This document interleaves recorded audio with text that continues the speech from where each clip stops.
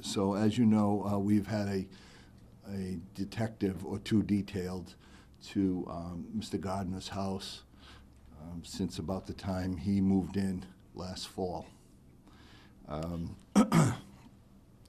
So recently we scaled the detail down, and now we have pulled the detail.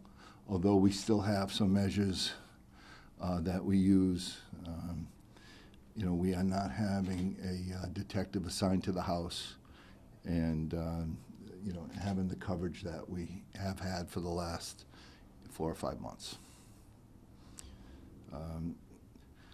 Mr. Gardner, yesterday, on the 16th, there was pieces of what we believe were like concrete mortar that were thrown through a window, breaking the window of his home. We responded. We're still looking into that, but as of yet, we do not have anyone in mind or in custody for that malicious. Police stop providing the security detail? Well, number one, it's very expensive. Number two, it draws on our manpower. We feel that we've given the neighborhood enough time to prepare themselves for Mr. Gardner living amongst them. And we also hope that Mr. Gardner is safe where he chooses to live. How much was this costing the department? Well, I don't have the exact figures, but it's quite a bit of money. In November, you guys had told me it was about $19,000 a week. That sounds about right, yeah. So $19,000 a week, 4 months. Right, we scaled that back back then it was around the clock coverage, 2 detectives. We scaled it back to 6 a.m. to 8 p.m., 1 detective.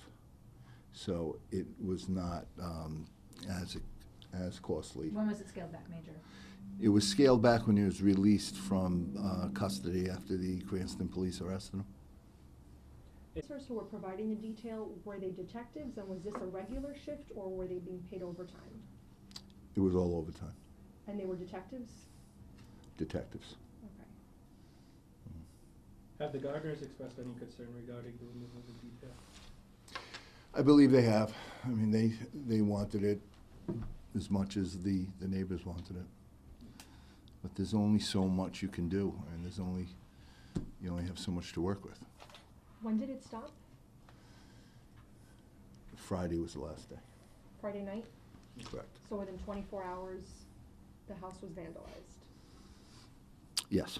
Were you providing this detail more for the safety of Richard Gardner or for the safety of people in Providence? For both. For both. So Friday. Does the special attention continue for the foreseeable future? Yes, that will do. And that's with officers that are working on duty. And what does that look like? So, say a patrol officer will be giving, and we do that, we give special attention to this house. So he'll drive by, say maybe he would drive by once on his tour of duty, he might drive by 10 times. Whenever he has a free moment, instead of doing something different or looking somewhere else, he'll take a ride by the house. And it generates a lot of activity, so that you do get to get a good view of the house during the tour of duty.